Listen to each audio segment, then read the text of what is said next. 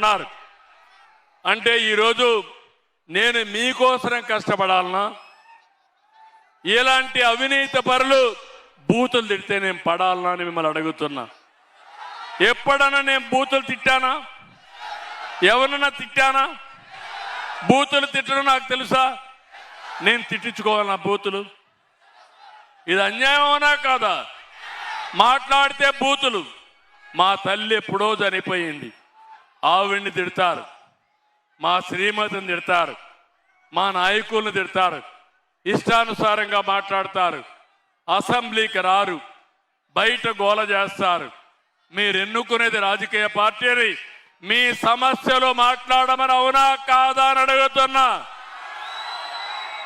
మొన్న మీరందరూ చూశారు, 5 సంవత్సరాల రాష్ట్రం అప్రతిష్ట పాలైంది, విధ్వంసం జరిగింది.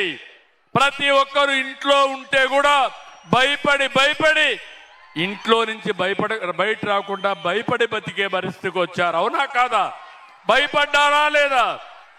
మీరు తప్పు చేయలేదు, కానీ ఎవడొస్తాడో ఏం చేస్తాడో, ఒకడు గంజాయి తాగుతాడు, ఒకడు భూములు కబ్జా అంటాడు, పోలీసులు రారు. వచ్చేది కూడా ఏదైనా గట్టిగా అడగటానికి మేము వస్తే మా మీదకి పంపించే పరిస్థితికి వచ్చారు. ఇప్పుడు అంటారు మాకు అసెంబ్లీలో ప్రతిపక్ష హోదా ఇవ్వాలని. ప్రజాస్వామ్యం, మీరు ఓట్లేస్తే నేను ముఖ్యమంత్రి అయ్యాను, అవునా కాదా?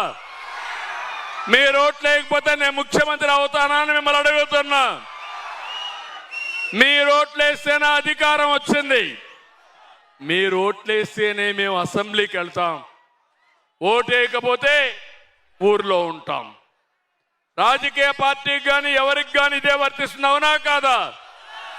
ఒక ముఖ్యమంత్రి పైన అవిశ్వాస తీర్మానం పెట్టాలంటే 10% సభ్యులు ఉండాలి.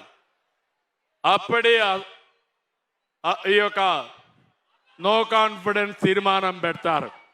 ఇలాంటి సాంప్రదాయాలు ఉన్నాయి ప్రజాస్వామ్యంలో. ఇప్పుడు అంటాడు నాకు ఆ ప్రతిపక్ష హోదా ఇచ్చి తీరాలి. ఇవ్వాలని మిమ్మల్ని అడుగుతున్నా. బెదిరిస్తే ఇవ్వాలని మిమ్మల్ని అడుగుతున్నా. ప్రజాస్వామ్యంలో జరిగే ఏంటని మిమ్మల్ని అడుగుతున్నా. బయట వస్తే విధ్వంసం, ఎక్కడికి పోయినా నేరాలు ఘోరాలు. ఇంక తిట్టడం, వీళ్ళ తిట్లు పడాలి, మళ్ళా నేను అభివృద్ధి చేయాలి.